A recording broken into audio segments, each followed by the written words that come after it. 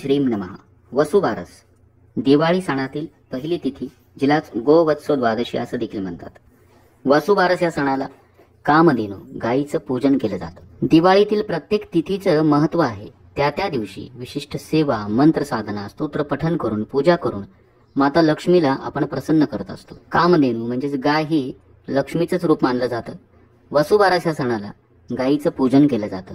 तिची प्रत्यक्ष पूजा किंवा आपल्या घरामध्ये प्रतीक मांडून तिची पूजा करून आपण माता लक्ष्मीचं स्वागत करूया. यावर्षी 17 नोव्हेंबर 2025 रोजी वसुबारस आहे. याच दिवशी रमा एकादशी आलेली आहे. वसुबारस ही पूजा आपल्या घरात कशी करावी, गायीची प्रत्यक्ष पूजा कशी करावी, पूजेचा मुहूर्त काय, उपवास कधी करावा, उपवास कधी सोडावा, गायीच्या पूजनाचा मंत्र कोणता, आणि या दिवशी आपल्याला काही लक्ष्मीकारक उपाय करायचे आहेत, मंत्र साधना करायचे आहेत. हे उपाय कोणते, अशी सर्व माहिती आपण आजच्या व्हिडिओत बघणार आहोत. चॅनलवर नवीन असाल चॅनल सबस्क्राईब करा, बेल आयकॉन दाबायला विसरू नका. माहिती आवडली शेअर करा, लाईक करा. आपल्या शंका असतील नक्की विचारा. प्रथम बघूया या वर्षीचा वसुबारस पूजेचा मुहूर्त कोणता. 17 नोव्हेंबर 2025 रोजी वसुबारस आहे. याच दिवशी आपल्याला गायीची पूजा करायची आहे. ज्यांच्या घरी जनावरं असतील किंवा ज्यांच्या घरी गाय आहे किंवा प्रत्यक्ष गोमातेचं पूजन ज्यांना करायचं असेल ते आपण करायचं आहे संध्याकाळच्या वेळेला, प्रदोषकाळी. त्याचा मुहूर्त आहे संध्याकाळी 6:07 पासून रात्री 9:10 या काळात आपण प्रत्यक्ष गायीचं पूजन करू शकता. ज्यांना आपल्या घरात पूजा करायची असेल त्यांनी सकाळी किंवा संध्याकाळी या मुहूर्तावरती पूजा केली तरी चालेल. या दिवशी रमा एकादशी आहे. भगवान विष्णूंना म्हणजेच बाळकृष्णांना किंवा विष्णू भगवान यांचा फोटो असेल आपल्याकडे, त्याला अभिषेक अवश्य करावा. अभिषेक आपण सकाळी करा किंवा संध्याकाळी केला तरी चालेल. ज्यांचा वसुबारस हा उपवास असेल त्यांनी दिवसभर उपवास करा. संध्याकाळच्या वेळेला बाजरीची भाकरी आणि गवारी शिंगाची भाजी खाऊन उपवास सोडायचा. या दिवशी दुधाचे पदार्थ, गहू, मूग खाऊ नका. ज्यांचा रमा एकादशीचा उपवास असेल त्यांनी 17 तारखेला वसुबारस याच दिवशी रमा एकादशी आहे त्या दिवशी उपवास करा. 18 तारखेला दुपारी उपवास सोडावा.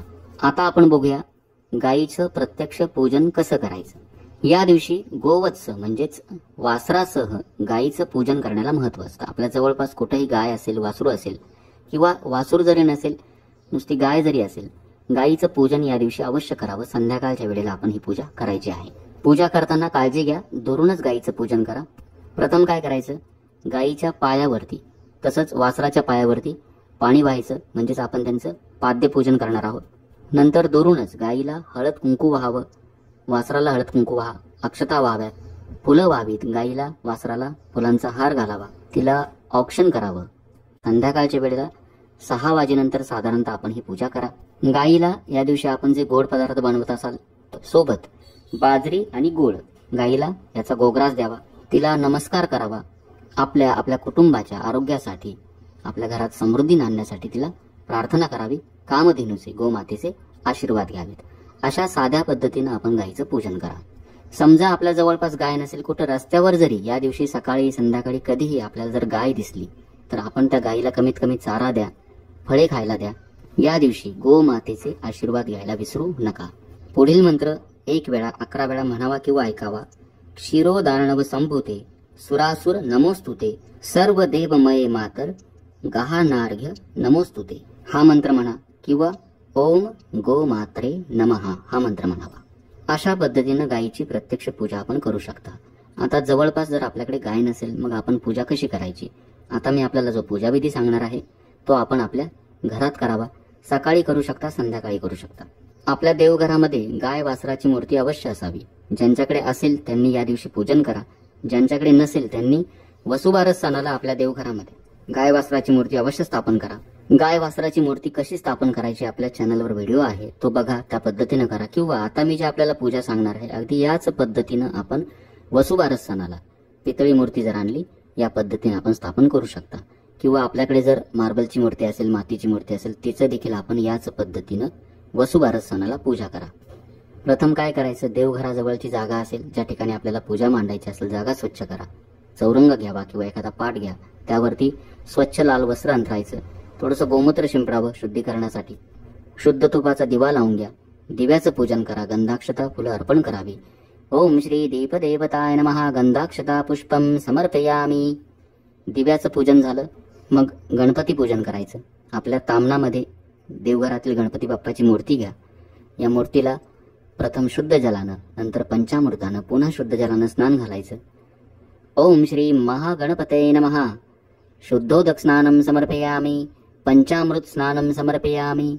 शुद्धोदक स्नानं समर्पयामि. मूर्ती स्वच्छ पुसून घ्यायची. चौरंगावरती आपल्या उजव्या हाताला आसन म्हणून थोड्याशा अक्षता ठेवा. गणपती बाप्पांना त्या ठिकाणी स्थापित करावं. त्यांना गंध लावावं, अक्षता फुले अर्पण करावीत. ओम श्री महागणपतये नमः. गंधाक्षता पुष्पम समर्पयामी. हे झालं गणपती पूजन. आता या दिवशी रमा एकादशी आहे. आपल्या देवघरातील बाळकृष्णांना अभिषेक या दिवशी अवश्य करावा. बाळकृष्णांची मूर्ती तामनात घ्या. प्रथम थोड्याशा अक्षता व्हाव्यात. ओम श्री महाविष्णवे नमः. आवाहनार्थे अक्षतां समर्पयामी. भगवान विष्णूंना आपण पूजेत आमंत्रित केलं. पुन्हा थोड्याशा अक्षता व्हायच्या. ओम श्री महाविष्णवे नमः. आसनार्थे अक्षतां समर्पयामी. त्यांना आपण आसन दिलं. त्यानंतर 4 पळी शुद्ध जल व्हावं. ओम श्री महाविष्णवे नमः. पादेहोपाद्यं समर्पयामी. अर्घ्यं समर्पयामी. आचमनीयं समर्पयामी. स्नानं समर्पयामी. भगवान विष्णूंचे आपण पाय धुतले, त्यांचे हात धुतले, त्यांना स्नान घातलं. आता पंचामृत स्नान. 1 पळी पंचामृत व्हावं. ओम श्री महाविष्णवे नमः. पंचामृत स्नानं समर्पयामी. पुन्हा 1 पळी शुद्ध जल व्हावं. शुद्धोदक स्नानं समर्पयामी. त्यानंतर गंधोदक स्नान. पळीभर पाण्यामध्ये थोडंसं कुंकू टाकावं. भगवान विष्णूंना अर्पण करायचं. ओम श्री महाविष्णवे नमः. गंधोदक स्नानं समर्पयामी. 1 पळी शुद्ध जल व्हावं. शुद्धोदक स्नानं समर्पयामी. पळीपळीनं मूर्तीवरती पाणी वाहत राहायचं. 1 वेळा पुरुष सूक्ताचं पठण करा किंवा श्रवण करा. आपल्या चॅनलवर आहे. 1 वेळा पुरुष सूक्ताचं पठण करा किंवा श्रवण करा. आपल्या चॅनलवर आहे. व्हिडिओ लावून द्या, सोबत पठण करा. अशा पद्धतीनं भगवान विष्णूंना अभिषेक करावा. मूर्ती स्वच्छ पुसून घ्या आणि गणपती बाप्पाच्या शेजारी आसन म्हणून थोड्याशा अक्षता ठेवाव्यात. महाविष्णूंना त्या ठिकाणी स्थापित करावं. त्यांना वस्त्र अर्पण करा. ओम श्री महाविष्णवे नमः. वस्त्रोपवस्त्रे समर्पयामी. त्यानंतर गंधाक्षता फुले अर्पण करावी. ओम श्री महाविष्णवे नमः. गंधाक्षता पुष्पम समर्पयामी. भगवान विष्णूंच्या पूजनानंतर आपण आता गायीचं पूजन करणार आहोत. तामनामध्ये आपल्याकडे गाय वासराची मूर्ती असेल ती मूर्ती घ्यावी. समजा मूर्ती नसेल, प्रतीक म्हणून सुपारी घ्या आणि गोमाता समजून या सुपारीची आपण पूजा करू शकता. मूर्ती तामनामध्ये घ्यायची. प्रथम थोड्याशा अक्षता व्हाव्यात. ओम श्री गोमात्रे नमः. आवाहनार्थे अक्षतां समर्पयामी. आपण गोमातेला पूजेमध्ये आमंत्रित केलं. पुन्हा थोड्याशा अक्षता व्हायच्या. ओम श्री गोमात्रे नमः. आसनार्थे अक्षतां समर्पयामी. गोमातेला आपण आसन दिलं. आता 4 पळी शुद्ध जल व्हावं. ओम श्री गोमात्रे नमः. पादेहोपाद्यं समर्पयामी. अर्घ्यं समर्पयामी. आचमनीयं समर्पयामी. स्नानं समर्पयामी.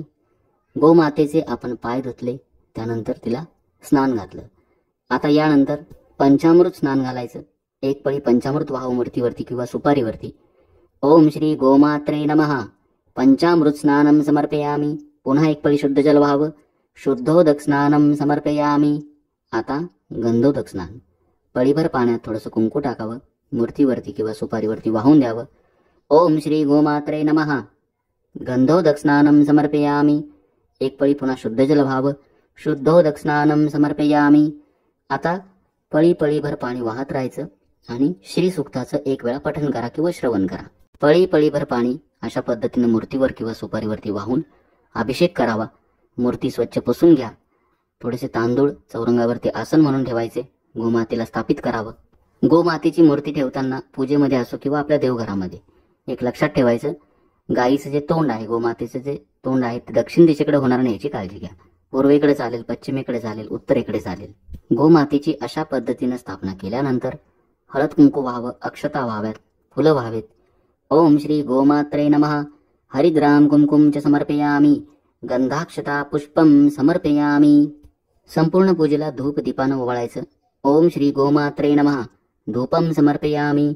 दीपम समर्पयामी. कुठल्याही गोड पदार्थाचा आणि सोबत थोडीशी बाजरी आणि गुळाचा नैवेद्य दाखवावं पूजेला. ओम श्री गोमात्रे नमः. नैवेद्यम समर्पयामी. मनोभावे नमस्कार करा, गोमातेचं दर्शन घ्यावं. अशा पद्धतीने विधिवत शास्त्रोक्त मंत्रासह आपल्या घरामध्ये आपण गोमातेचं कामधेनूची पूजा करावी. वर्षभर आपल्या घरामध्ये समृद्धी नांदेल. या दिवशी आपल्याला काही लक्ष्मीकारक उपाय, काही मंत्र साधना करायच्या आहेत, ज्यामुळं वर्षभर आपल्या घरामध्ये माता लक्ष्मीची कृपादृष्टी राहील. कोणतीही आर्थिक अडचण असू द्या, कर्ज असेल किंवा पैशांची आवक कमी झाली असेल, पैशांची बचत होत नसेल, नोकरी व्यवसायातील अडचणी असतील, अशा सर्वांनी ही साधना अवश्य करा वसुबारसच्या दिवशी संध्याकाळी पूजा झाल्यानंतर. तर अशा पद्धतीने विधिवत या दिवशी गोमातेचं प्रत्यक्ष किंवा आपल्या घरामध्ये पूजा मांडून पूजन करा. आता आपण बघूया वसुबारस या दिवशी करावयाचे लक्ष्मीकारक उपाय. हे उपाय केल्यानंतर आपल्याला जाणवेल की आपल्या घरामध्ये माता लक्ष्मीची आवक वाढेल, म्हणजेच पैशांची आवक वाढेल, माता लक्ष्मीची कृपादृष्टी वाढेल, आपल्या घरात माता लक्ष्मी स्थिर होईल. मनामध्ये श्रद्धा ठेवून यथाशक्ती आपण हे उपाय करा. आपल्याला अनुभव आल्याशिवाय राहणार नाही. तसंच फक्त वसुबारस या सणाच्या दिवशीच आपण गायीविषयी कृतज्ञता ठेवायची का? नाही. हे मंत्र आपण इतर वेळेस कधी पण पठण करू शकता, परंतु वसुबारस हा जो सण आहे त्या तिथीचं महत्त्व असतं, म्हणून त्या तिथीला अशा पद्धतीनं मंत्र साधना करून माता लक्ष्मीचं स्वागत करणं भाग्यकारक मानलं जातं. पहिला उपाय बघूया. आपण आपल्या जवळपास गाय असेल, गायीची पूजा करून आल्यानंतर किंवा आपल्या घरात जर आपण पितळी मूर्तीची किंवा मातीच्या मूर्तीची जर गायीची पूजा केली, त्यानंतर काय करायचं? पुढील जो मंत्र आहे, ओम श्रीं ह्रीं ह्रीं ऐश्वर्य महालक्ष्मी पूर्णसिद्धिं देही देही नमः, हा मंत्र आपल्याला 21 वेळा पठण करायचा आहे. दुसरा महत्वाचा उपाय, आणखी एक जो मंत्र आहे, शाबरी मंत्र आहे. ओम नमो शाबरी देव्यो मम ग्रहे लक्ष्मी स्थिर कुरु कुरु स्वाहा. वसुबारस सणाच्या दिवशी या मंत्रपठणाला सुरुवात करावी. यथाशक्ती 11 वेळेला, 21 वेळेला, 108 वेळेला गेला तर अतिउत्तम. सलग 9 दिवस आपल्याला हा मंत्र पठण करायचा आहे. समजा आपल्याला वसुबारस सणाच्या दिवशी नाही जमलं, हरकत नाही. कुठल्याही दिवशी आपण या मंत्राला सुरुवात करायचं. सुरुवात करताना गोमातेचं स्मरण करा. श्रद्धेनं सलग 9 दिवस या मंत्राचं आपण पठण करायचं. कुठे जर आपले पैसे अडकले असतील, फसवणूक झाली असेल, पैशांची आवक वाढण्यासाठी, पैशांची बचत होण्यासाठी या मंत्राचं आपण पठण अवश्य करा. पहिला मंत्र जो सांगितला तो फक्त वसुबारस या सणाच्या दिवशी करायचा. दुसरा मंत्र सलग 9 दिवस आपण वसुबारस सणाच्या दिवशी जर सुरू केलं तर अतिउत्तम. नाही जमलं, दुसऱ्या कुठल्याही दिवशी दिवाळीमध्ये आपण सुरू करा आणि सलग 9 दिवस या मंत्राचं पठण करावं. आणि तिसरा महत्वाचा उपाय म्हणजे आपल्या आजूबाजूला जिथे कुठे आपल्याला गाय दिसेल, त्या गायीला आपल्याला जे शक्य होईल एखादं फळ किंवा चारा अवश्य अर्पण करावा.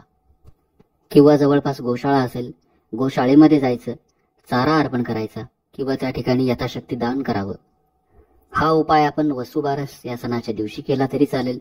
वर्षभर कधी पण आपण अशा पद्धतीनं गोमातेची सेवा करावी. गोमातेची सेवा ही माता लक्ष्मीची सेवा आहे, कारण गोमाता ही माता लक्ष्मीचं स्वरूप आहे. तर अशा पद्धतीनं वसुबारस सणाच्या दिवशी गोमातेची मनोभावे पूजा करा. हे उपाय अवश्य करा. लक्ष्मीकारक उपाय आहेत. आपले अनुभव मला सांगावेत. माहिती आपल्याला कशी वाटली कमेंटद्वारे नक्की सांगा. चॅनल सबस्क्राईब करा, शंका विचारा, व्हिडिओ लाईक करा. जास्तीत जास्त सेवेकऱ्यांपर्यंत आपण हा व्हिडिओ पोहोचवावा.